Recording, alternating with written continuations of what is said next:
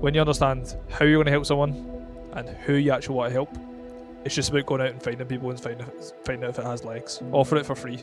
Make it zero risk. Like, don't worry about fucking charging for it in the beginning. If you've got an idea and you believe that it will be genuinely life-changing and you think that it can impact a lot of people, it would almost be a disservice for you not to go out and try it. Hello everyone, and welcome back to another episode of the Extrospective Podcast with your host Zach Villeneuve-Snell. In this week's episode, I am joined by John Hamilton, who is a podcast host, ex-professional gamer, and the founder of Young and Lazy, which is a network for young, ambitious entrepreneurs to come together to share ideas and to grow both personally and with their business. In this episode, we talk all about John's upbringing and his venture into the world of gaming, scaling up into the professional world and making big money travelling abroad for competitions in his teenage years. We talk about the lessons he has transferred from that world of gaming, that high performance, top 0.0001% of people, over into the business world, how he's built that network and how he has managed to establish a really successful community around him. In this conversation, John really inspired me to get my act together and to be more ambitious with my planning for the future, and I hope that after listening to the conversation it does for you too. If you enjoy the episode, then please share it on your story or into a WhatsApp group, because that's the only way we can grow podcasts. It's very difficult, other than YouTube recommendations, to get more people on board, and as the direction of the podcast continues to soar and continues to incrementally improve, I want more people to be exposed to the fantastic conversation I'm so privileged to have. So if you could do that, if you find some useful information from the podcast and share it with a friend, that would be much appreciated. But without further ado, welcome to the show, John Hamilton. John Hamilton, welcome to the Extrospective Podcast. How are you? I'm doing very, very well, mate. I'm absolutely buzzing for this, bro. I've just shared a little bit of my story just to psych people up because I knew I'm in full flow. I've watched your podcast before. I know the questions you're going to be asking are going to get me in full flow, even better than what I'm currently am just now. So I'm buzzing for it, mate. I'm ready to get after it. Talk to me about Enormous. Oh my god, he's pulling it out of the bag. That's my alias from the gaming days, so that's what I actually used to go by. Yeah, man, that was what I'm known as in the wide world of gaming. That was my alias. That's what I used to compete under, playing tournaments as, mate. So one of the things that I wanted to ask to kick off the podcast is alongside that is what time you got up this morning, because it's one of the things that has stood out as I've followed you, just the number of stories that I see with the most ridiculous clock on there, and if you could unpick that, what's that? Definitely, mate. So the days that you'll probably be reflecting on is like my high performance days. So I usually do them every Monday. I'll sometimes throw in an extra one if I need to get a lot of work done. So they're usually the days that basically were created by someone within the network. His name's Connor Malone. He recently done actually the 4x4x48 challenge, the David Goggins challenge. Absolute animal of a guy, and he basically created this thing called a high performance day, which for him was something that he wanted to do for one day out of the week that was unsustainable to be able to do every day of the week. So you just push yourself to a level that is just unmatched compared to all the other days. And I decided every Monday would be that day. I'm like 23 weeks in or something like that. And basically get up at 4, straight out, go for a run, usually anywhere between like 15 to 30 minutes, nothing too crazy, because you end up exhausted for the rest of the day. Come back, cold shower, do some stretches, and then it's just locking in and work. So I'm usually at my desk by 5:15, and I'll work pretty much my full first batch of work until about 9:10. I'll then usually go gym, come back, and I'll do my second batch of work / meetings. And that's pretty much once a week. Every other day though, I'm up at 6. Pretty much, apart from maybe if I'm spending some time in the weekend with Bex, we'll have a wee long lie. But yeah, Monday to Friday, man, it's 4 a.m. on a Monday and 6 on every other day.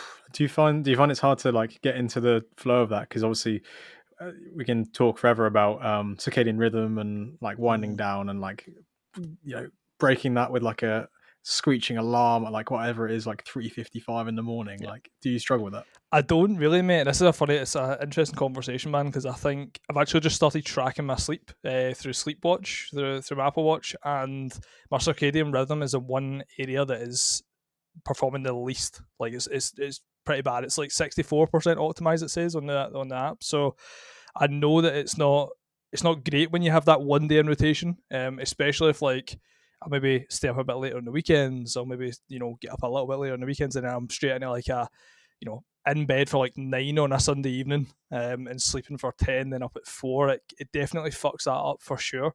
But my body's pretty much made it a habit now. Like when that alarm goes off at 4 on a Monday, it's probably the freshest I feel out the week. It's weird, man. It's making me think that I should do it every day, but I don't know if it's sustainable because I like chilling in the evening, especially if I'm spending time with Bex or family. So yeah, so one part that I'm kind of unsure about just now, mate. With the circadian rhythm part of it. But in terms of how I feel when the alarm goes off, first couple of weeks, obviously, really shit, as you'd expect. But yeah, no, now it's just automatic, mate. Alarm goes off, get up, put my shoes on, put my hoodie on, and just run. So, One of those, it's one of those things. It's like an existential pursuit that I don't think anyone's ever going to get correctly, and I've been pursuing it for like 4 years of just trying to balance waking up early and being on that like Goggins grind mode and like feeling like you've won the day, all those kind of like self-development stuff that actually does hold weight because I've experienced the benefit of it, and I'm sure you are as a moment, yeah, with also the fact that 95% of social things and the time you want to wind down and spend time with your partner or with friends or just chilling out is very easily bleeds past 10, half 10, 11 o'clock, and it's obviously you're eating in if you're burning that from both ends, yeah, it's very difficult to set yourself up for the rest of the time, the 16 hours that you are supposed to be yeah. awake. So yeah, I guess that's the issue, isn't For it? sure, mate. And I think it's something that I recently went through Alex Becker's iron course, and one of the first parts of the program is all about, it's basically just mindset. It's pre-framing you into like what is required to succeed within the program, and like he's a strictly up at 4, work till 2 p.m. on a intermittent fast, like doesn't touch any food, um, and he's been that way until, I mean, the program was created back in 2020, to be fair, but he was that way all the way up until he exited majority shares in Hyros for like 110 million. So it's one of those things when you see someone like that and I'm reaping the benefits of it, it's like, would it be worth the sacrifice for a couple of years and a really regimented routine at 4 a.m? Because I know that I'm most optimal in the morning. I don't know how optimal. Like on the Mondays, I get a lot of fucking shit done. Like it feels amazing. And it's whether or not, maybe like you said, the societal pressures, and also um, I think one of the things that plays a factor as well. See, if I stayed with my partner Bex, I think if we stayed together, it'd be much easier to create probably a really flowing routine. Whereas if I'm going to hers, for example, that also fucks up my circadian rhythm because I'm in another place, I'm in another environment, and yeah, those things kind of interlink a little bit. But yeah, I pondered that question as well, man, because I think I'm really curious. I think to see, I might do like a week. I think that's probably a good test. Do a week and see what is actually the results of it. Because I think I'd get a shit ton done, man. I think it'd be amazing. I'm just reflecting back on the last time I woke up by that time of day. It was in second year uni, and I'd go to the gym at 5:30. Well, I'd wake up at 5:30, get to the gym for 6 every single day, and I did it for like 8 months. Yep. And the only reason that I did it was because if I didn't turn up at 6, I'd lose a fiver bet to my mate who was also Mm. turning up. And all it took was a fiver for us to both turn up.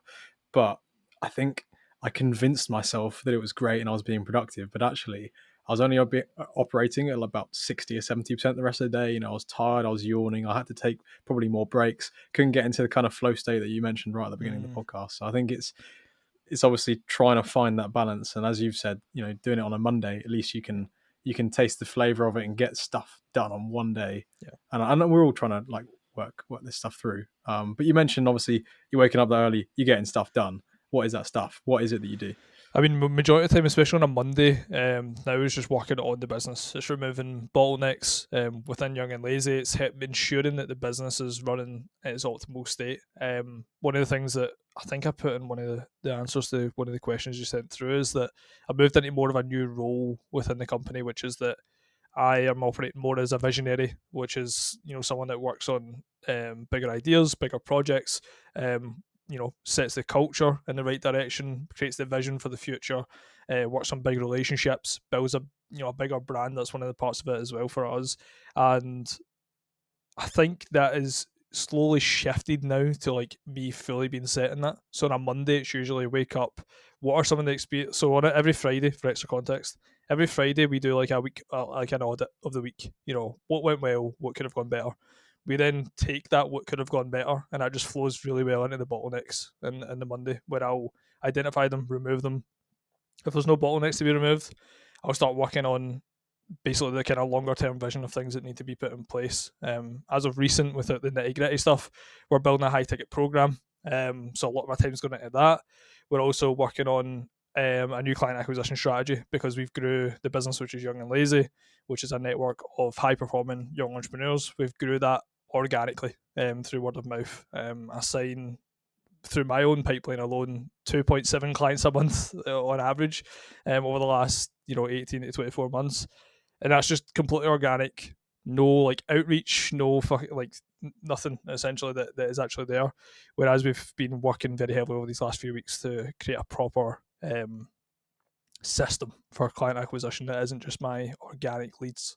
Because we want to hit bigger numbers on that, and to give a little bit of insight into that as well. A small goal of hitting $1 million a month with the company was going to take us 141 years to hit at the current rate of growth, and that's something that needs to fucking change, bro.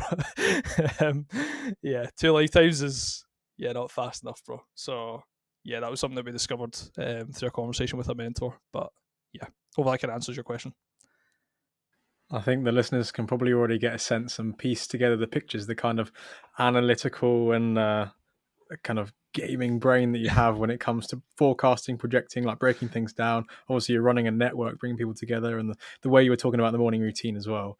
And there's so many things I'd love to have a discussion about, but I think it's really important to like really rewind back and build that picture for the listeners to appreciate who you are and how you've come to this place where you're gunning for $1 million a month and trying to massively build up this business and all this kind of grinding stuff. So a question I always ask of guests on the podcast is, what were you like as a child? Oh, that's a good question. I was quiet and shy.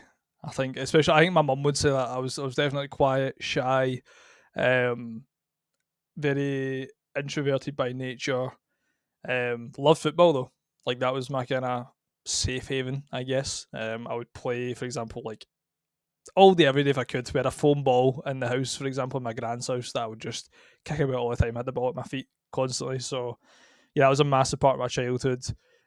Especially like probably leading up to the age of like 10, 11. And then a part that probably links into the gaming side of things as well is that I used to obsess over watching my big cousin play Xbox 360 at the time.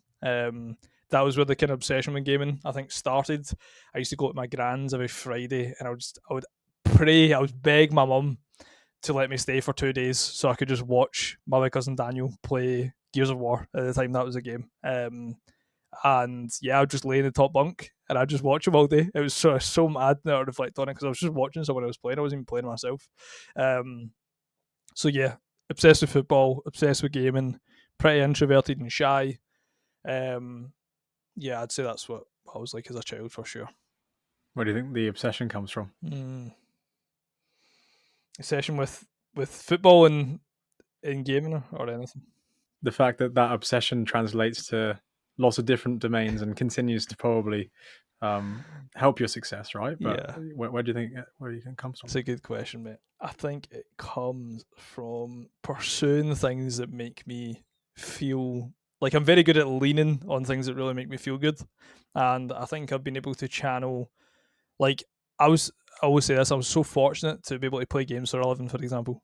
Like, that is pretty much every kid's dream. And I think that came from being obsessed about it, but it's easy to be obsessed about something that you would happily watch and play all day every day. Like people usually game to escape from reality, and they will happily do so all day every day. And I was just fortunate enough to make a career out of it. But I think the obsession, in terms of like striving to be the best, started to, I guess, probably come from some sort of competitive nature. I'd say I'm pretty competitive, especially on the gaming side of things. Like when I was competing, that was actually something that made me want to come away from gaming because when I would compete, I kind of had that whole like Kobe Bryant, Michael Jordan like mentality where I didn't care if people didn't like me, man. I just wanted to win.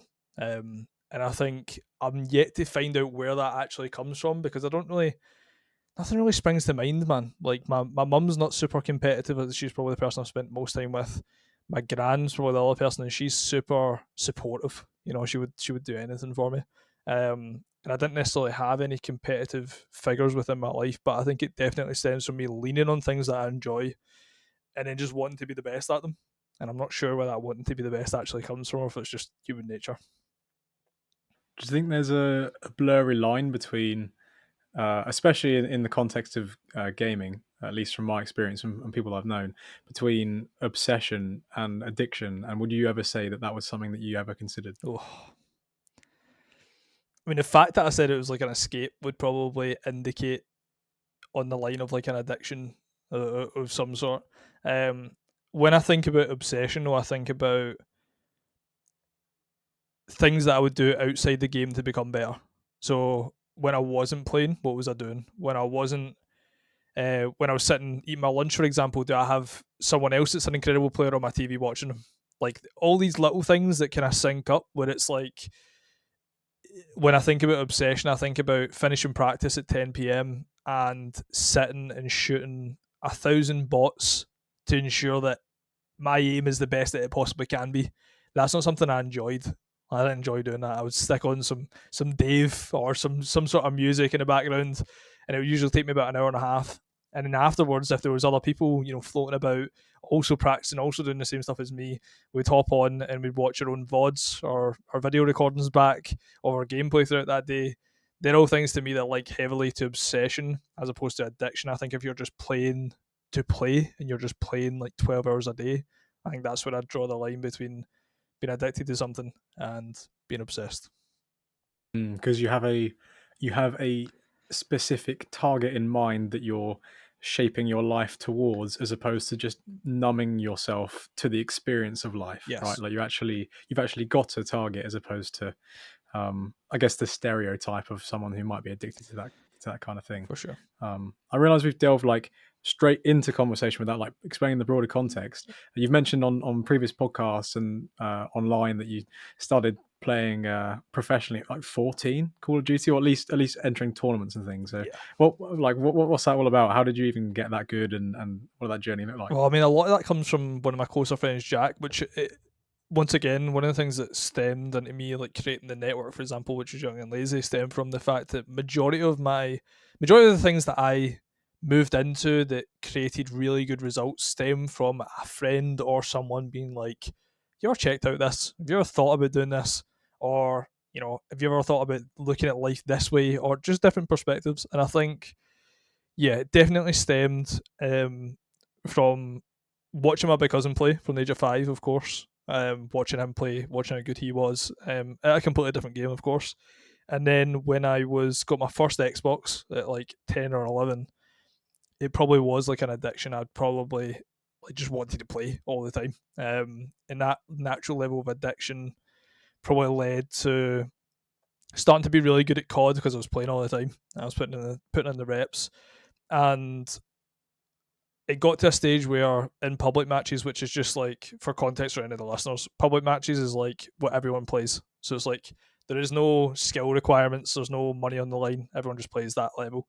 And it got to a stage where that was just too easy. It was boring, to be honest. And it was a friend of mine's at the time that asked me about playing. It was Black Ops 2 was the game, and he asked me to play the League Play, which is the competitive mode. It's like the next level up, and got to rank 1 on that as well, and I was like, oh, this is actually fucking much funner than just playing normally, and it's much more exciting. And there's other people that are also like really gunning to like win and obsessing over the same thing, and there was a scoreboard that you would follow. Like there was just so much more in play.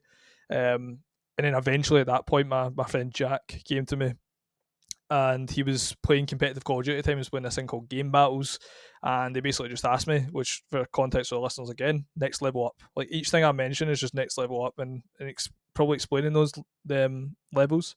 You have public matches, which is bottom level essentially, just playing for fun. You have something like League Play, which is like a ranked, which is like next level up. Then you'd have game battles, which are like scheduled games that are the next level up. Then you'd have wagers, where you'd play for a bit of money, and then you would have tournaments.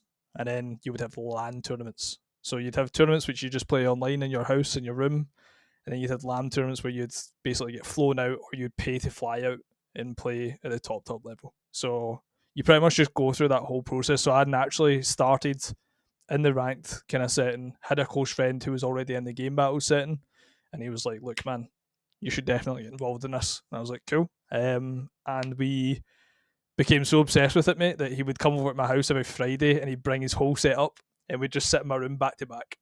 So he was behind me, I was in front. I would sit and play. He would play behind me, and yeah, it was fucking amazing, man. That's like when I reflect on that, like that was such an amazing time.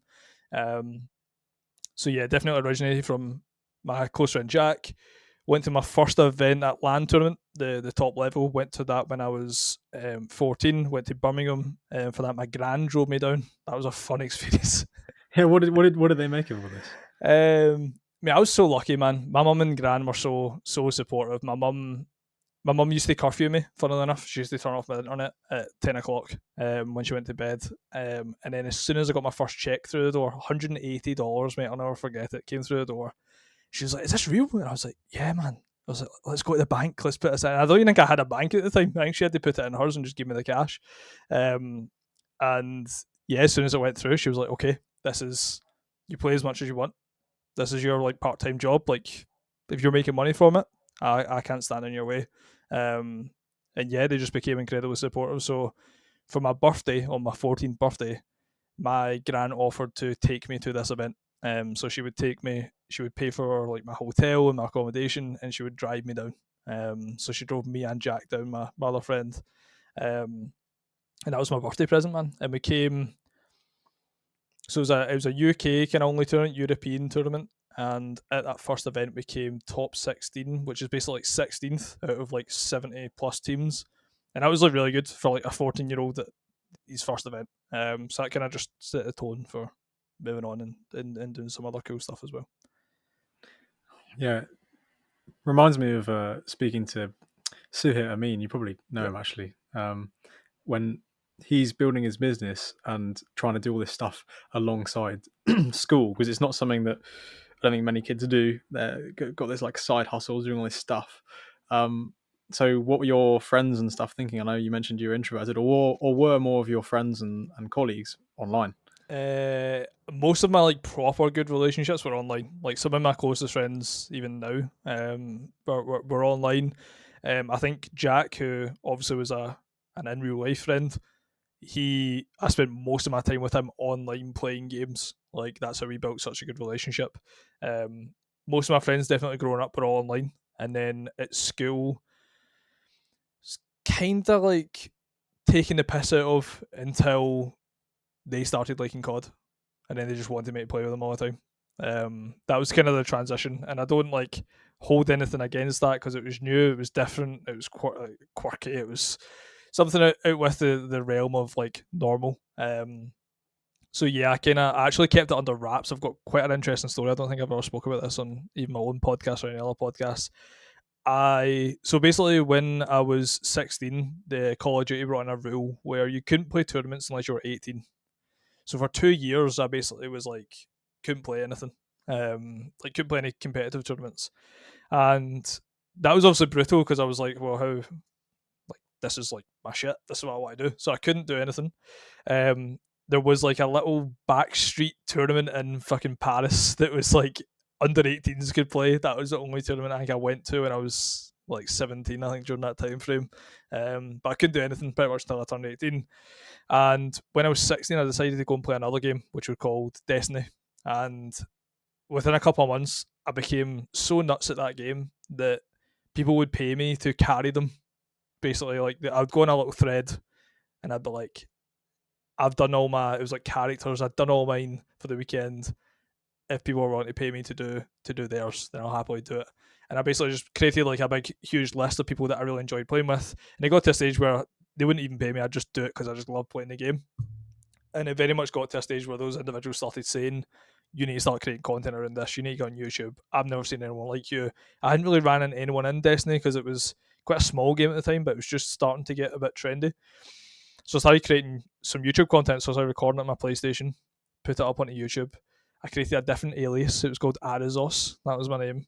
And yeah, started putting content on there, put a few videos up, started to get good views. And I remember being outside in my garden and my phone pinged in the group chat. My YouTube video had been put in the group chat, and everyone just started taking the piss out of it, pretty much. So I deleted it, deleted the YouTube channel. Yeah, I felt pretty embarrassed at the time. I remember thinking, like, my whole world had ended. Like you do when you're a kid, you think like you catastrophize. Yeah, I felt like my whole world had ended, and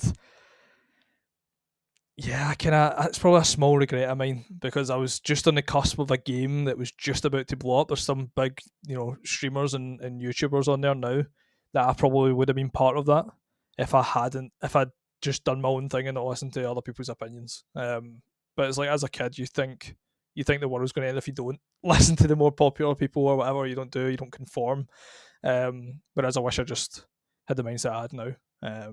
But it is what it is, bro. I wouldn't be where I am now if that happened, probably. So, Well, exactly. That's always a thing, isn't it? To reflect on is I can look back at my own story and think, okay, I wish I'd stuck at that, or I wish I'd stopped doing that sooner, given the knowledge that I have now. Looking back at what I'd tell people that are younger than me to do, but like you say, those things have shaped and informed me to be able to be in the position I am now, as it has you. yeah, And I think that's just one of those things that you can live in the world of what ifs and hypotheticals, but you just got to operate with what you got. And obviously that took you into a path elsewhere of streaming and building a community and stuff. And you said you were obviously quite introverted, so how did you find that kind of emerging out and having an audience? that was actually what made me more extroverted. Because it was almost like when you speak to an introvert, right, that's good at sales, it's usually like they started in like door chapping. They started going like cold calling or going around doors, or they were in like gas and electric on the phones constantly. That was like an evolved version of that where I was having, a lot of people coming in every single day asking me questions that I would have to conversate with. So I think that level of repetition and exposure to a large amount of people made it easy for me to improve in conversating. I think I started to pick up on things quite easily, and prior to that, I'd had like no experience really. I kept myself to myself. Like even when I went to like uni or college and like that, I had like a friend I went to those things with. Didn't really speak to anyone else. Kept ourselves to ourselves, done our own thing. Even when like we knew the answer in classes and stuff, we wouldn't put our hands up. We'd just sit and do our own thing. And yeah, I think the starting streaming, that was a big kind of don't know if I can do this type thought process. And yeah, with the support of like my mum and people closest to me, they were like, just do it, man. Like what is actually the worst that could happen? And it was probably the best thing that could have happened because I'd done it right at the cusp of COVID, made 2.5 grand in my third month of streaming, and I was like, cool, this is my shit now. This is what I'm going to do pretty much every month, every day. And it gave me the platform to be able to make enough money while doing something that I love and be able to work on Young and Lazy as it is now in the background, which was something that I wanted to create prior to COVID and prior to the streaming world, but I didn't know how to go about it, and I didn't really have an experience building a community, so it almost dropped me in the deep end building my own community first, which is probably a lifesaver, to be honest, because I understood how to cultivate a community and have my values at the forefront of it, how to actually lead in that environment as well, and how to bring out the best in others. Like there was a lot that I learned about myself in the gaming side of things that I think I would have fell flat in my face within business, to be honest. Yeah. Did you go to uni at any point within all of this? Yes, I went to uni for 3 months. Wow. Okay. Yeah. Okay. Studied it. And then how come you dropped out? Just there's one story. I think I've spoke about it on a podcast before, which was that I went into a lecture, and the lecture was the responsibilities you'll take on as an employee as an accountant. And I remember thinking, I don't want to be an employee, so why am I actually here? What am I actually doing? And yeah, from that day onwards, I didn't go back to a single lecture, and then sat my exams. So that was like January, so I'd been to one semester. Went back in like end of January, February, whenever the second semester started. That was one of the first lectures. didn't attend anything, didn't attend any tutorials, sat my exams in June or May, passed all of them, and I was like, fuck man, that would have been a massive waste of my time if I went to all those lectures. So yeah, that was like year 2, like a direct entry into year 2 from college.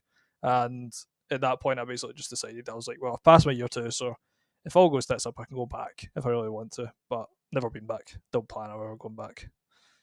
I don't need to. I think that's a lot of the thing that is sold, or at least pushed, at least from my experience from sixth form and college. Are, I mean, it might be changing now more into on degree apprenticeships or doing your own kind of thing, but it's obviously the tried and trodden path to go to university. But especially studying business or accountancy, or was that kind of the similar route? Yeah, it was you like were doing accountancy and finance, something. I think that was a combination.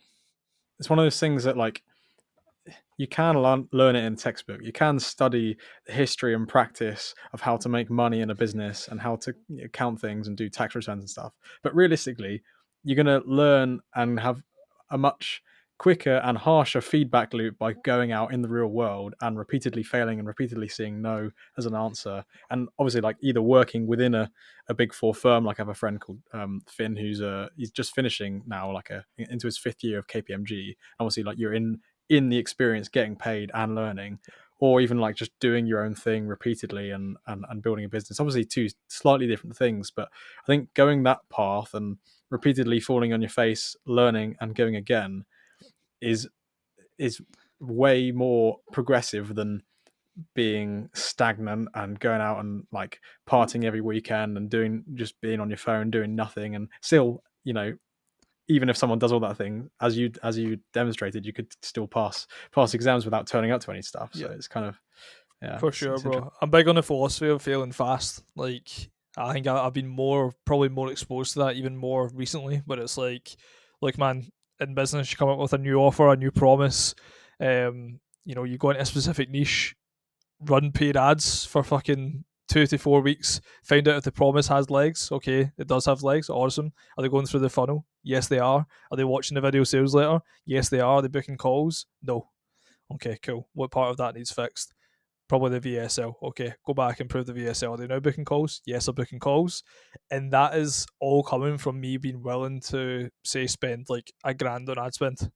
Well, I'd rather spend $1,000 on ad spend than be told this doesn't work than spend 6 months building out a program and building out like this fucking mega intense offering or course or whatever it is that I want to build that doesn't even have legs. And I wish I learned that in the beginning, because I think it would have fast tracked so much of like to where I am now. It's definitely something that I've knew of, but only really started implementing and really playing to win. Essentially, like when you're willing to fail fast, you're playing to win as opposed to playing not to lose. And I think majority of business owners, especially in the beginning, they play small, and it's because they're scared. And you're going to be scared of uncharted territory. That's the reality of it. And when you start to realize your stuff that does actually have legs, it does provide value. You get texts and voice notes of people being like, "This was the best business decision I ever made." You're like, "Cool, more people need this shit." I need to find ways to get it out there more. And you start to think differently, man. I think as well, the failing part's an interesting one, because I think a lot of people are scared either of failure or of just any sort of like even a mini fail. Like, and they look at it differently to how I potentially look at it. And I think that came from the gaming side of things, because I was constantly watching VODs, I was constantly critiquing myself, and if I wasn't, somebody else was. And I think that exposed me to so many mistakes that you just had to be at peace with being ripped to shreds.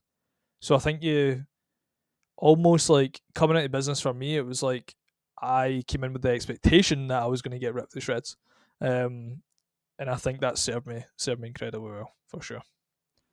It's like you're a sieve. Like, you're just being sieved through this brutal process, and if you're one of the people that ends up surviving through that, you learn that actually risk is okay and actually necessary, and failure is necessary. The risk of that is important, because I think one of the things that I reflect on often is the number of entrepreneurs and entrepreneurial people I have had on the podcast. Obviously, it's a far larger proportion than represents the broader society. And the fact that probably people listening to this, probably most of them aren't entrepreneurs. And I think it's interesting, specifically like speaking from psychological perspective, looking at the temperament of someone, what makes them more risk averse versus risk loving, and actually maybe it's the obsession and the confidence that makes you go, well, actually, I'm going to back myself so much that even if I repeatedly fail, and even if the risk and the it's a 10 feet or 10 meter drop either side, actually, I'll be all right because I trust myself. It's also just that, like, what is the worst that could happen? Okay, I'll lose $2,000, for example, if it's ad spend, or if I'll lose $1,000, or it's like there's so many different aspects that plays into. Like, you can zoom out far enough. I know Hormozy and other creators speak a lot about this as well. You zoom out far enough and you realize that you're just a speck. Like, you're really what you're experiencing. Like, no matter what you decide to do, you're going to die anyways. So just fucking just do it, bro. What's the worst that can really happen? Like, I think that the small kind of minute stuff I definitely don't get hung up on. If I do get hung up on anything, it's usually just based on how it really makes me feel, which is why I understand why people get so caught up in failure, because it makes them feel like shit. And it's like, I know that when I get hung up on something, it's because I feel it like inside me. I'm like, that feels like shit, and I don't like that, and I don't even know how to refocus or whatever it may be. And I know that's how a lot of people feel about failure. Whereas a failure to me would be my business going under. Like that's what I would class as like something genuinely failing. And even at that, if my business failed, I would learn so much shit from it that I would be able to create a higher leverage opportunity off the back of it, even though I would suffer in the short term. And it's like, when you have that mindset where it's like, you know what, man, I'd be willing to lose it all because I know that I would still wouldn't quit anyways, and I'd keep doing my shit. It's like Hormozy. Hormozy fucking got ripped off by a business partner where he lost 200 grand. He then started well, he'd already had 6 gyms actually at the time I ripped them off, but he had 6 different gyms. He closed 5 of them down, had just one, then had 200 grand ripped off him, and that gym had to get basically closed. He then started doing gym turnarounds and was fucking barely making any cash because he was paying for fucking everything up front and paying sales reps. He then lost 150 grand to processors. He then fucking went from that into potentially working with Layla on some sort of like online coaching like program. Decided to patch that and do the gym licensing, which was Gym Launch, which he then sold for 46 million. But in the course of that, he failed fucking. He literally went balls to the wall pretty much throughout the whole thing, all or nothing, and it led him to a £46 million or $46 million exit. Like, that's the kind of mentality, man, that you just need to just fucking push forward, I think. And all of us, well, maybe not all of us, but so many of us idolize and glorify that end outcome. Yes.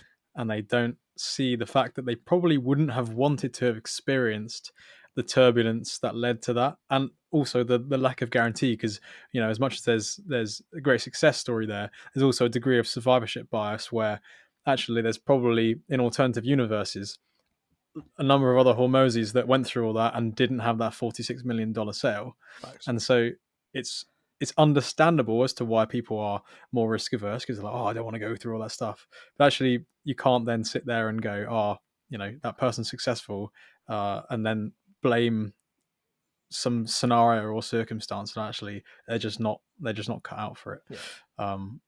Obviously, you work with a lot of high performing entrepreneurs at the moment.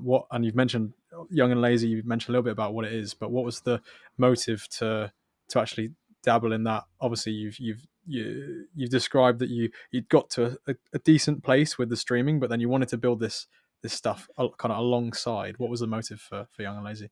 Very simple motive, which was that I played in a tournament and I was the top 150 players in the world. It was like the World Series of Warzone.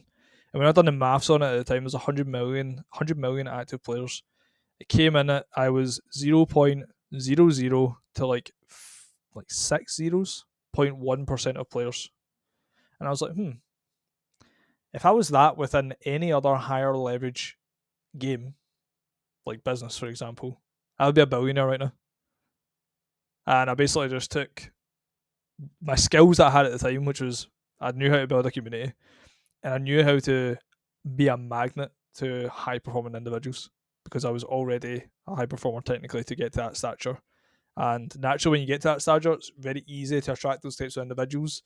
And even at times where what I quickly realised as well, we started to sign clients that were doing like 200k a month, for example, and at the time we'd be doing like a couple of grand a month. And these guys are joining our network, running through our focus groups, like coming to us for advice as well on things and getting our thoughts. And I'm like, we're doing 2k a month, man. This guy's doing 200k a month. Like, what? Like, who am I to give this guy advice? And the reason for that is because of succeeding in something like gaming. Those individuals start to be able to recognize someone based on their mindset of what they're going to achieve in the future. And they don't care about where you're at right now because they believe through watching you and spending time with you that you're going to, succeed in whatever that is that you pursue. So, yeah, basically the thought process that if I was this percentile within business, I'd be a billionaire. And also, I knew how to attract higher performing individuals because I naturally was one, anyways. Yeah. Off one of the things you mentioned there, almost to like spin a Hormozy quote back, it's like people saw in you that you were like working and had that mentality that it would eventually be unreasonable for you not to garner the success and the trajectory in terms of building that network. Therefore, they wanted to be a part of that because they could see your vision and the direction, the people that you were able to bring together, which is interesting reflecting on that compared with this kind of shy, introverted John that you kind of described at the beginning that would be absolutely terrified of that kind of thing. Yeah. So do you ever like reflect and compare and contrast on those two Johns? I don't, mate, but you've kind of made me think like why I believe I'm the person to do that. And I think it's because I know that through bearing the responsibility of what that actually looks like, running a network, being a leader, being the one when shit hits the fan that is going to stand tall and do the things that are required in order to succeed, I'd back myself every day of the week, like without fail. And I think, once again, Hormozy quote, confidence is built obviously on that bulletproof belief system that you are who you say you are. And that comes from those little fucking, whether it's micro or macro, it doesn't matter, those little promises that you're making where it's like, you know what, man, when I really look at myself in the mirror, I know that I will show up when it matters. And I know that I would back anyone else in that same environment. If they need me, like, a lot of people would be heavily against this, and it's never actually happened. But if a client was to phone me at 11 o'clock at night, literally fucking almost having a panic attack, I'd be there, man. I'd be there. I'd help them. I'd do anything I could. I would sit there from fucking 11 o'clock at night to 6 o'clock in the morning if I needed to. And it's like, I value something like that. I actually used to, interestingly enough, and I don't know if this would refer to obviously the psychology piece, but there was actually times where I would actually have, it was like a hero complex. I would have dreams of me like saving my friends. And when I done the 16 personalities, the Myers-Briggs test, I came back as a defender, which is to do with like protecting and serving individuals that are closest. So I think that that's how I've evolved, where trust and loyalty and integrity became so important to me that then allows for me to have so much belief in myself when I say that I'm going to do something. And when I sit down, for example, on a Monday and I'm removing bottlenecks within the business, every single time I sit down and I'm looking at a problem within the business, I never know where to start with it, but I always find a way. In majority of people, when they look at something and they don't know where to start, they don't start.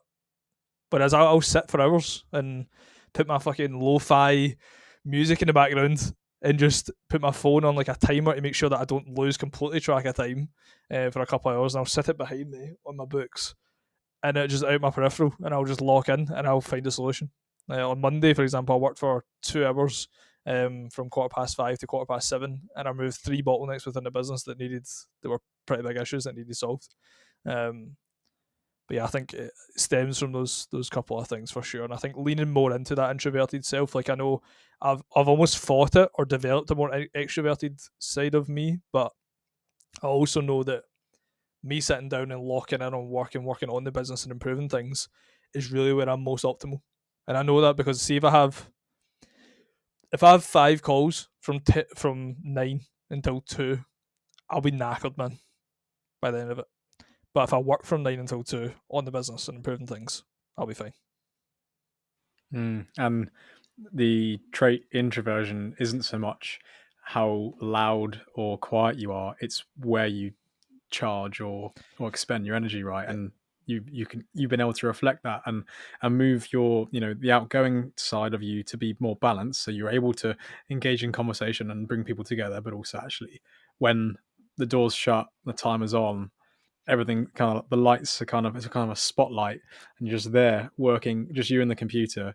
That's when you can like lock in and really re-engage with that kind of that temperament that has served you so much. And I wanted to pick up on one of the things you mentioned earlier about the fact that you put yourself in that position of creating Young and Lazy because you knew you'd back yourself. And I saw something that you shared, might have been a number of weeks ago, about like when you shift blame. If you were to be in that scenario and blame someone else, what you're doing in that is shifting the power to change that as well. Yep. Whereas in the position that you are, you've taken on that responsibility, but that means you have the power to be able to change and guide and direct. And would you say that's not only in business, but just a broader part of your outlook? I guess what it means to be a man, right? Like being responsible, being yeah. I mean, I'll let you expand if you've got some thoughts on that. Extreme ownership, like in every area of my life. Even in the parts where, like, you know that feeling, man, when you fuck up on something or you say something that you shouldn't say, and you know deep down you need to apologize, and you feel it in your stomach. You're like, oh my fucking god, this feels so bad, and I don't want to go down and open up the door and say, I'm sorry, man, I fucked up with that. And I think when you start to get over that feeling, and you just really start to be at peace with the fact that you're going to make mistakes, you're going to say some things that you don't mean, and that you're going to surround yourself with people that know you and love you for who you are. And that isn't an exception, by the way. I think a lot of people are like, oh man, like, I'm really opinionated, or I bitch all the time, or like any of those sort of things. That's just who I am. That's bullshit, man. You can change that shit. And if you really wanted to and you've seen it as a negative, the same way maybe others and people closest to you could change it also. And I think for me, extreme ownership and never shifting the blame to anyone else is really important. And I always catch myself at little moments of like when I'm shifting the blame to something. Even like today, for example, I'm trying to bulk because I'm back at the gym. I'm at my lowest like ever weight. I struggle to eat like a lot of food at times. Usually because I'm just so locked in, I end up fucking forgetting to eat pretty much. And today, for example, Bex texts me and she's like, "What have you ate today?" And at the time, it was like midday, and I'd had shreddies, 2 protein flapjacks, and a packet of refrigerators. And I'd been up since 6. And I say it to her, and I'm like, oh, it's just because I've had a busy day. That's bullshit, man. Do you know what I mean? Yeah, I've had a busy day, but could I not have meal prepped last night? Could I have not have made sure that at some point I had something ready that was actually good to eat? I mean, those things are not bad to eat, but when you're not having anything really whole, you're not actually having anything that is going to give you the nutrients that you really need. I catch myself in little moments like that. And see, when you start to really double down, where it's like even the small stuff, you start not shifting the blame, even things that people would rub off. Like ego is the enemy. Behind me, one of the books it talks about your ego will exploit the moral grey area on a regular basis, and that's what that is. It's like when the reason I post about my high performance days every week is because if I woke up at 4 and I didn't feel like getting up, I would hear that little voice that would say, nobody will know. Go back to bed. Nobody cares.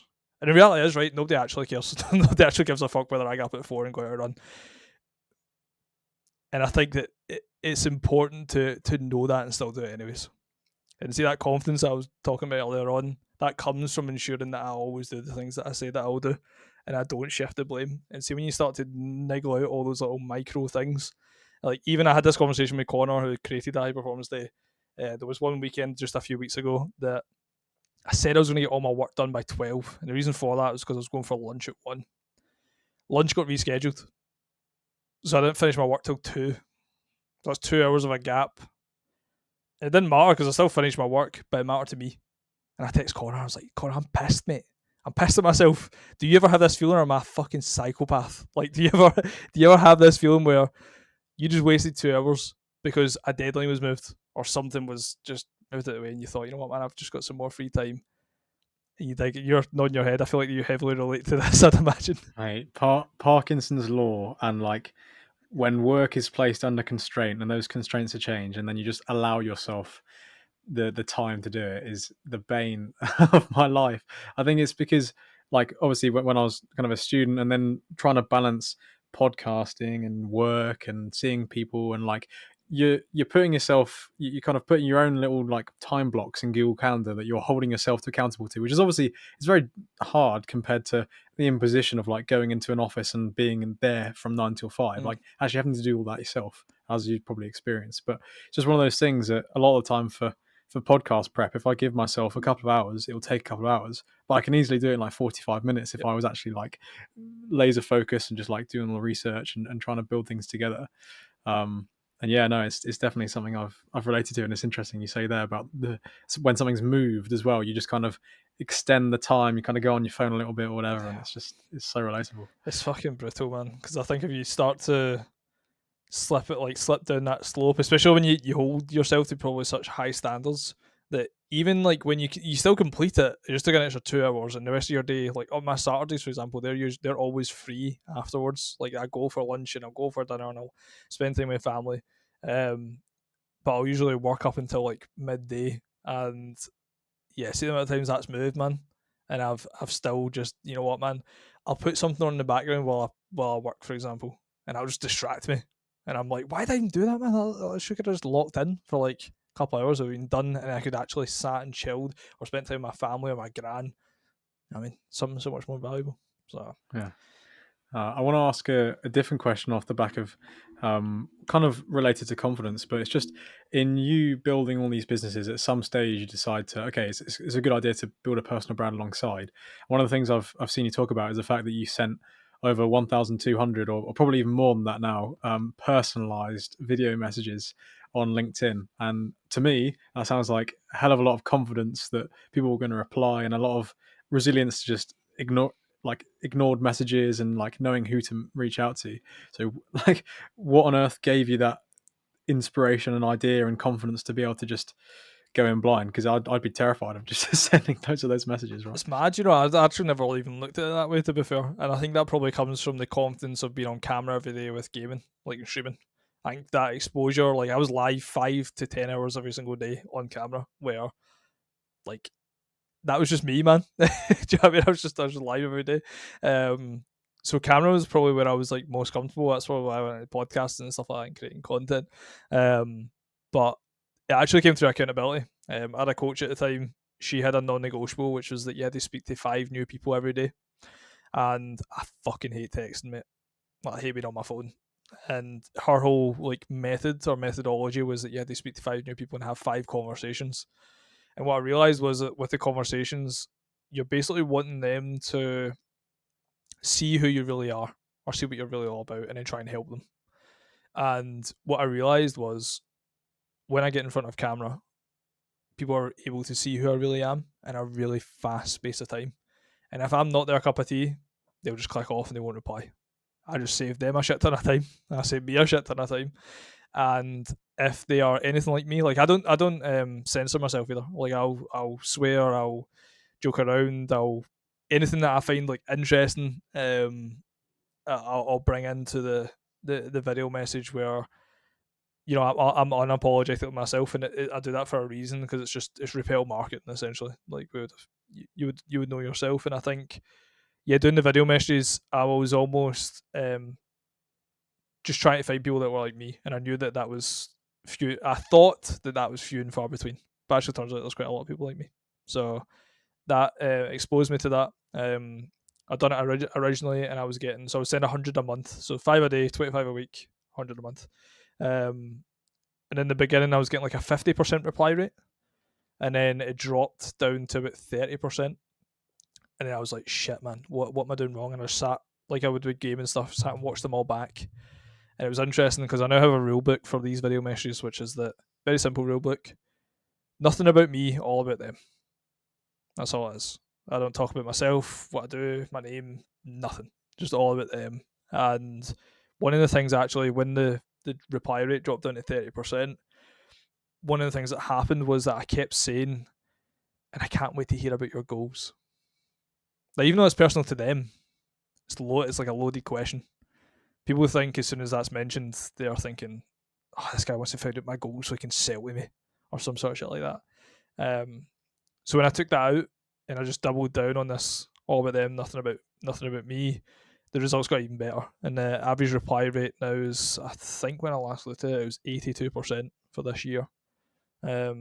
Which that's also like a natural compound of like me getting better at them and me understanding also it works, but also my personal brand getting stronger. Where it's like, say you followed Hermosi and he sent you a personalized video message. I'm not Hermosi, right? But I'd have a presence of some sort. It's like any sort of social status. When people see others accepting or liking something else, they're more conformed to want to like or see what that thing's all about. And in the beginning, obviously, nobody knew me like at all. I had barely any posts. I wasn't active. Whereas on LinkedIn, I've built a decent enough presence where I think people know me well enough, and when they get a personalised video message, they know that I've actually taken the time out of my busy schedule, for example, to do that, which builds natural levels of reciprocity, and people then reply and we have good conversations. 45% of our clients have came from LinkedIn video messages, which is quite a mad stat. It's one of those things. I just want to pick up on the fact that you said, obviously, as you're building and it's snowballing, that is a signal, it's a marker to people that there is some substance behind it, and that there is, even though there was before, now people can signal that they don't have to go and work that out for themselves, or that you're early on in that stage. I think it's, if I had 100 times the number of followers and listeners that I do, I might be able to shoot for messaging Jordan Peterson Yeah. and asking him to come to the podcast, right? Because it's a marker of the value that I can provide, as well as the value that he's obviously going to provide by just chatting to me for 5 minutes. Yeah. So I think it's an interesting kind of thought process there. And I don't know, like, have you recognized the way that people treat you and the way that people talk to you now versus when you're like just starting out with a business and with a personal brand? People are obviously more open to conversation, but I think my whole like mindset and thought process around things has probably changed as well. Where I don't really believe that I deserve for someone to like even reply to me or want to talk to me or like anything of that nature. I have like zero expectations, especially with the video messages. And even an example like today, there's actually a piece of content I've created that'll be going out at some point, which is that like do so much good shit, right, and help so many people that you forget you do it.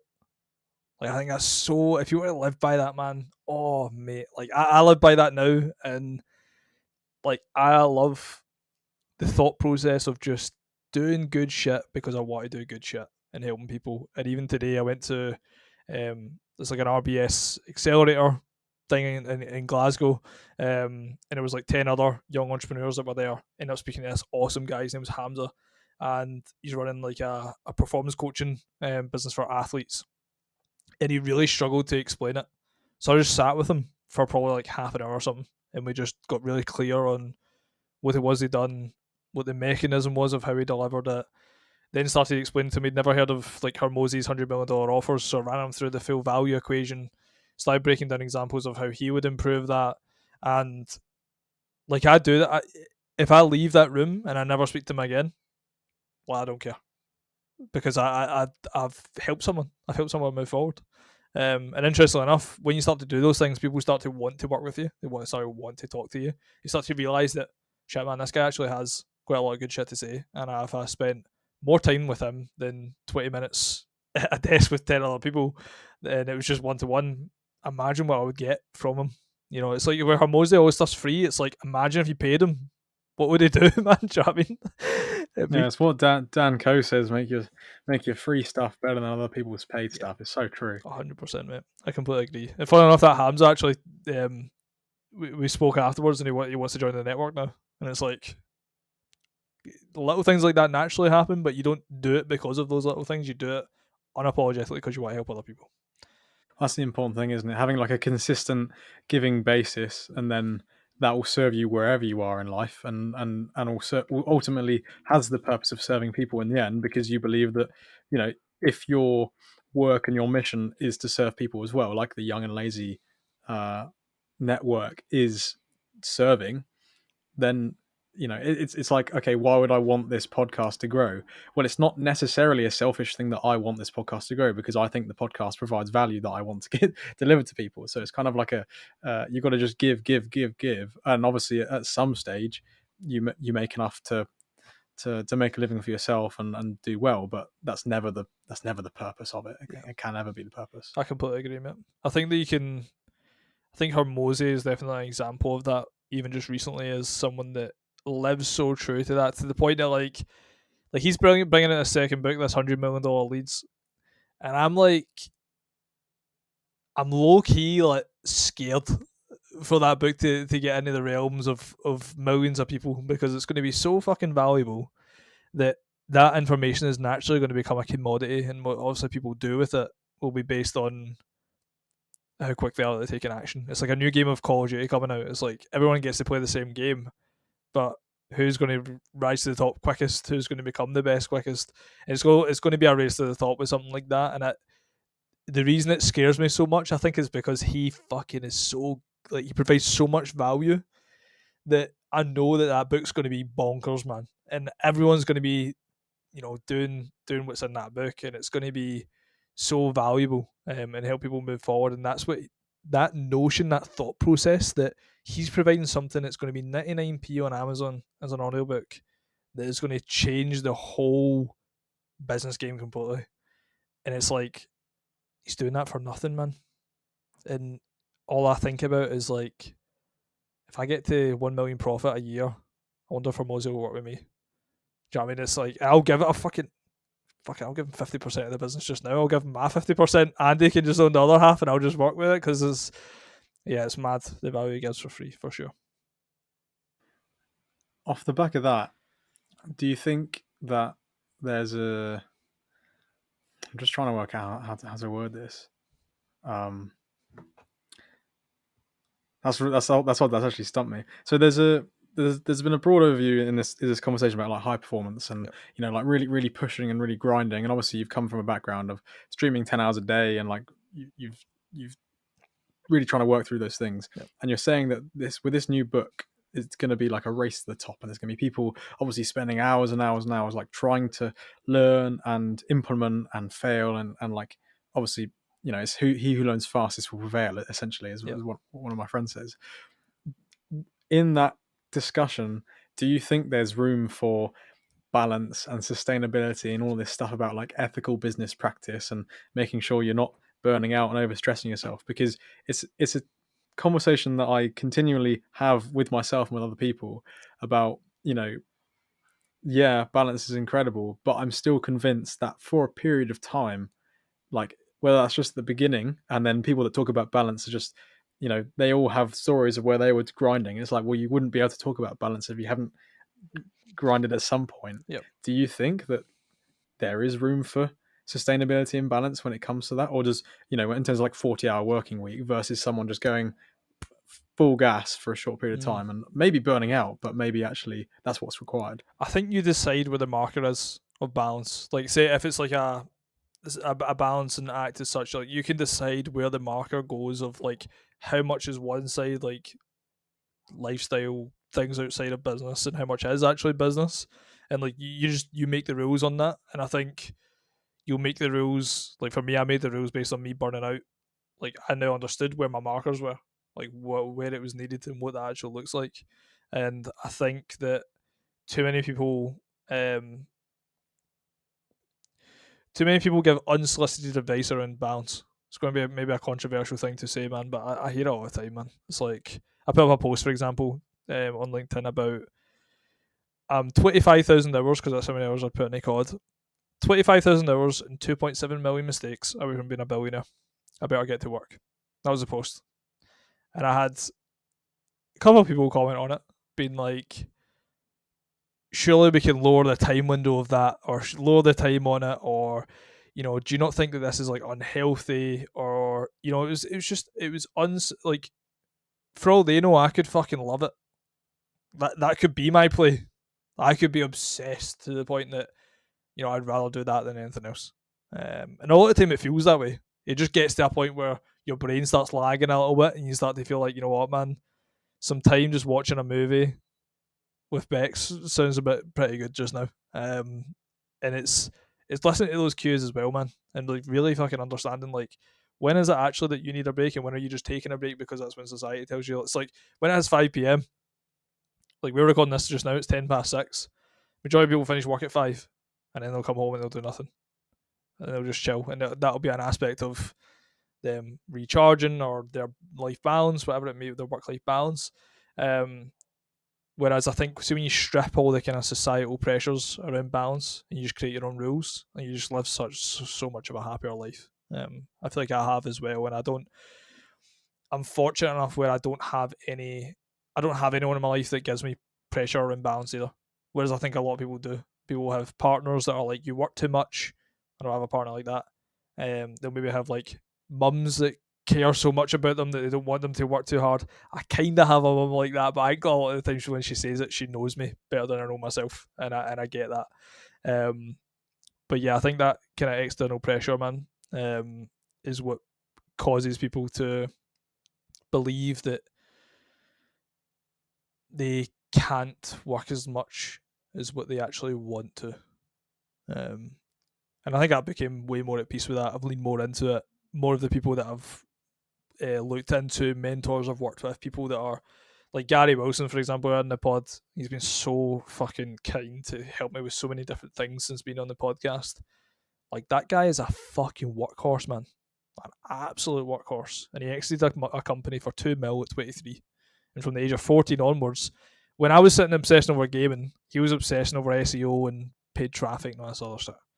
And that resulted in the exit at 23. Did he have any balance? Don't think so. But then, yeah, I mean, you look at someone and you go, well, would you have wanted to live the life that he did between 14 and 23? No. Well, then you don't get to experience the reward that he will from 23 onwards in terms of the financial provision that's rewarded him. A little bit like we spoke about earlier. And I think it's interesting, like one of the quotes that always resounds in my mind is, and I don't know what podcast it was, but it's just Jordan Peterson telling the guest or the other person sat on the other side that everyone should push to their absolute limit to find where that limit is and then back off. But like barely anyone actually knows where that is because they're just, it's just Netflix and comfort food and the sofa's there and, you know, the people are there to hang out and just drink away the problems and not really like see what we're capable of. So many of these kind of people in the self-development space, if you surmise everything they're saying, what they're really saying is like, you're capable of so much more than you're currently doing because you're just being sold the lie that, it's all right, take a break, it's okay, like be like everyone else. Because I think like those voices come from people that just they don't feel like they could do it, therefore they kind of like, it's like tall poppy syndrome, they just cut down these people who are more ambitious and more aspiring. Yeah. And it's also like, I think it ties into that unsolicited advice part where they don't actually they don't know the other person that the advice is coming from, and it's like people might listen to this and think like, I don't want to fucking do that. I don't want to work that much, or I don't want it. And that's cool, man. Because as long as you're like understanding intrinsically what it is that you actually want, either from life or what you actually want to do or what you enjoy, like that obsession thing that we spoke about at the beginning, that all stemmed from me obsessing over football and loving it. Obsessing over gaming and loving it. I'm now playing business. I'm now playing the game of business and I'm fucking loving it. Like, I love the fact that I have a business that almost operates as a scoreboard that is a direct reflection of how successful I am within business. Like, how much money my business makes is the scoreboard. Like, where am I just now? I'm fucking nowhere near the top. So I better fucking just continue playing and getting better. And it's, yeah, you're able to create something pretty exciting when you start to look at things that way and you start to kind of strip back the noise as such. And that's the thing, man. I think that, fair enough, I think there's a balance in that between cutting out noise and giving it the time of day. And I think for me, like that guy that commented, for example, he basically just said that to summarize his comment on the post, it was something along the lines of you can achieve success without having to put in that amount of hours or something like that, or you can achieve success tomorrow by leaning more into something else or something like that, right? And my first thought was obviously like, that's bullshit. Now that comes from like my values and beliefs and my experience within something that I became one of the best at, for example, and I had one of the most fulfilling periods of my life, becoming the best and then loving the process throughout that doesn't align with like my version of reality, my perspective. Now, what that statement then made me think was, what does this guy actually mean by that? What does it mean by I can be successful tomorrow? Or what does it mean that I don't have to put in that much time in order to get there? And I asked them those questions. They never came back to me. But what I started to then create within my mind was a different perception, which was that me and Hormozy, for example, Hormozy most likely works longer hours than me. He probably works harder, but he probably works in a higher leverage environment. So technically, he's putting in the same time, but creating more output. He's getting more back, and I think that obviously comes from leverage. So much on that from like Naval Ravikant that gives such good information around the topic of leverage. But the other thing as well that I think it stems from is that there's an assumption there from this guy that I don't feel like I'm successful right now, or I don't feel good in myself, for example, or I don't feel fulfilled, or whatever it may be. When like I used to hate it, mate. I used to hate it. See, when I used to hear Gary Vee saying, fall in love with the process, I'd be like, shut up, mate. Shut up. Give me my fucking money. And give me my successful business. And give me my value that I can provide to the world. But it's so true, man. Like, you fall in love with the shit that you're doing on a day-to-day basis. It becomes so easy for you to start compounding results. And I always think that, like, whenever I've really looked at, like, numbers, for example, and when I've looked at like, okay, we're growing this much, or we're going to hit this target, and I'm looking at it like really like infinite, like really proper zooming in on it. When I take a step back and I start to just focus on the tasks that are going to create that revenue, and I'm not actually even looking at it, that's when I start to experience true growth. Went off on a bit of a tangent there. There's so many different things that I brought up, but yeah, thank you for listening to that. No, it made sense from my perspective. Just what were you saying? Like just the point before that. There's something I wanted to pick up on. Leverage. I was speaking about leverage as well. Speaking about enjoying the process. Speaking about like the concept of like not having to put in that much time in order to be successful. Yeah. I mean, there's probably two things I wanted to ask off the back, but it's more just like where you're at currently with the way that you engage with the business and with growing things, and then like moving forward, what your vision is. That was one of the questions. It's just like, okay, you have X number of hours a day.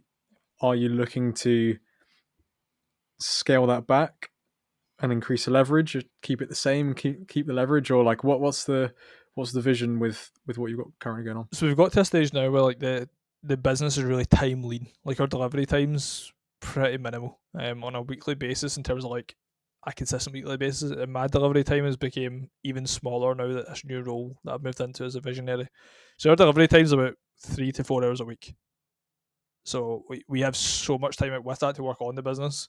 We have two heads in regards to myself and Andy. And then once a month, we have KPI calls with our clients, which is in a one-to-one environment. So there is 1 week out of the month where it's probably a bit more intense, a bit more heavy on the calls side of things. But we've got to a good stage where people are taking, like we've found the kind of perfect price point, I think, for where we're currently at and the value that we're providing. And one of the goals that we have is obviously to increase that price point, which comes with us providing more value and working on the things that increase and working on the things that people actually want. Like, I think a lot of people create things because it's what they want, which there is going to be other people like you that want the same thing. But I know for me, man, you end up kind of getting in the loop of like thinking your shit is so good and everyone wants it because you would want it. And I think, yeah, you need a wee reality check. I needed a reality check. We had 11 different things that we offered, Zach, that were like all stacked up into this one offering. And we ran a feedback form, and every single client that filled in that feedback form had the same top 3 out of the 11 services, which was accountability, focus groups, and the private group chat. And I was like, fuck.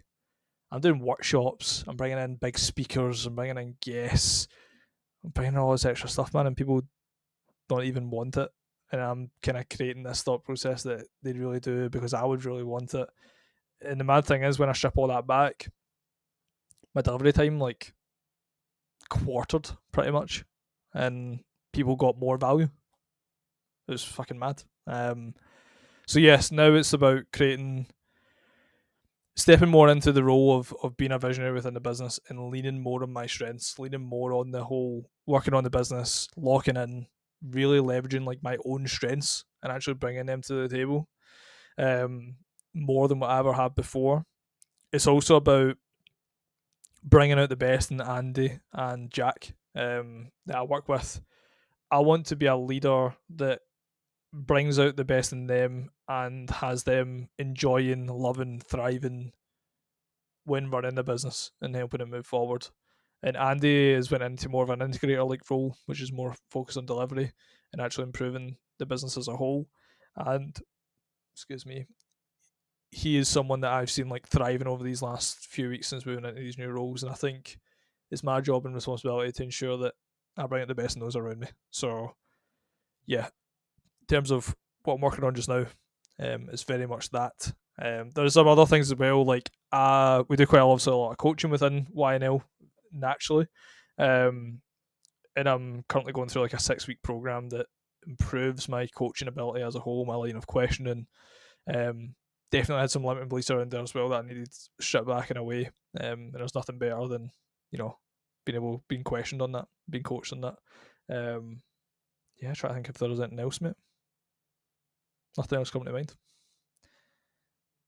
One of the things, I think the other question I was going to ask, and it kind of ties through to what we're saying now about what the future holds and how you've been able to actually strip back and improve the offer, because it reminds me of the thing you were saying earlier about, I can't remember exactly what it was, but it was when it was spending £2,000 on ads, or 1,000, or however much it was on ads, to see if something had legs, and then you find out, yes, no, okay, great, it doesn't. It's like you're exposing yourself to the feedback loop, which is the most important thing. And as you've ascribed, you've correctly then ascribed that to, okay, that's because in Call of Duty everyone was just like hammering you for every little thing that you did wrong, and you've become comfortable in that like iron sharpening iron environment where people will just like call things out and it will be dead wood, and you've allowed yourself the confidence to be able to go out into the market and test that, go to your clients that you currently have and be like, hey, like what's your favorite stuff, and it's a very clear thing.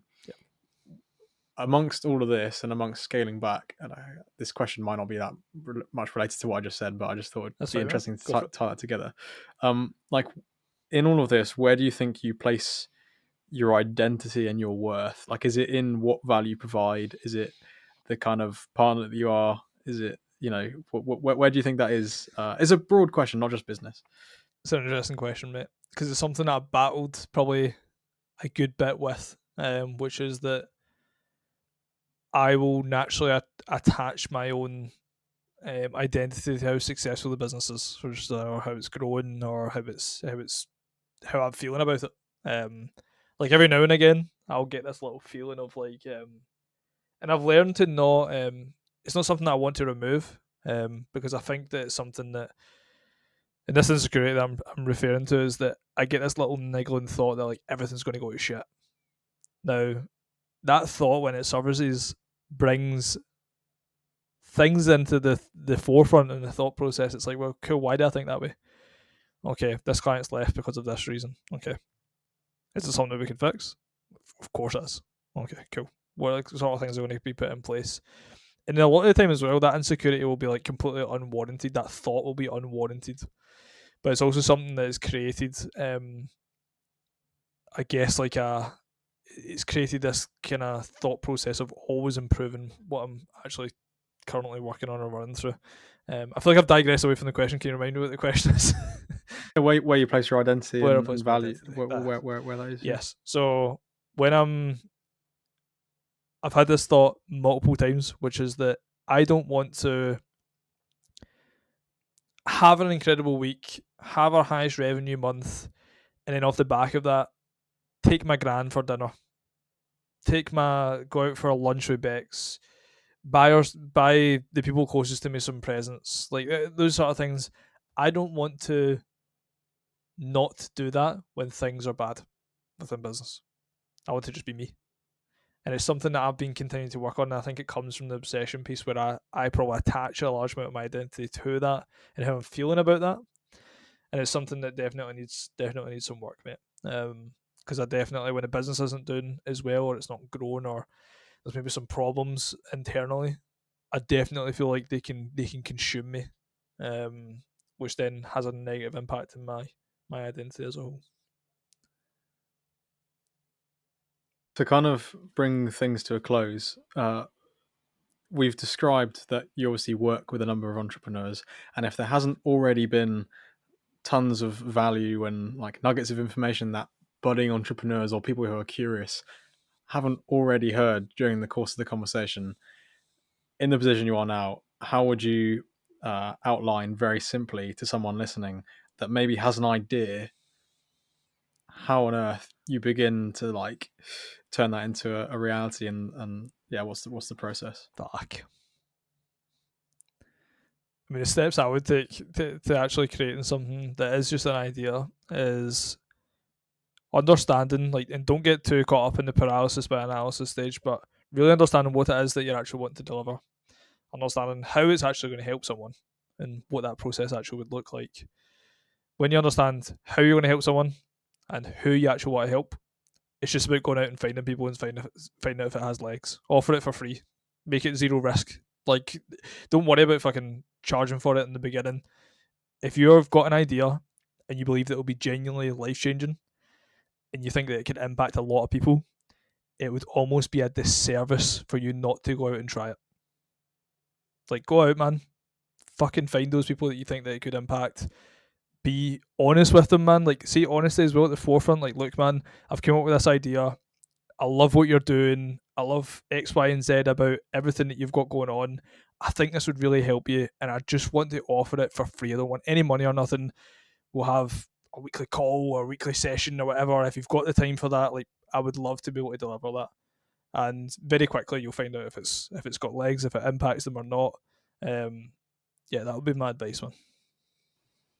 Some great advice. That brings us to a good close of the podcast. I think I've really enjoyed this. I think there's a lot of stuff that you've been able to speak on, which I've always been like curious from the outside perspective, knowing people that have dabbled in like some competitive sports stuff, and obviously like hearing the journey and how that's translated through into the business has been interesting to ask you about. And if people want to get in touch or inquire about the network, or maybe even listen to your podcast, where can they find all this stuff? Absolutely, man. So on Instagram, it's John Hamilton with 2 N's on the end. On LinkedIn is also the other platform that I'm most active on. It's just John Hamilton. You'll see a big blue background and Young and Lazy and stuff on there.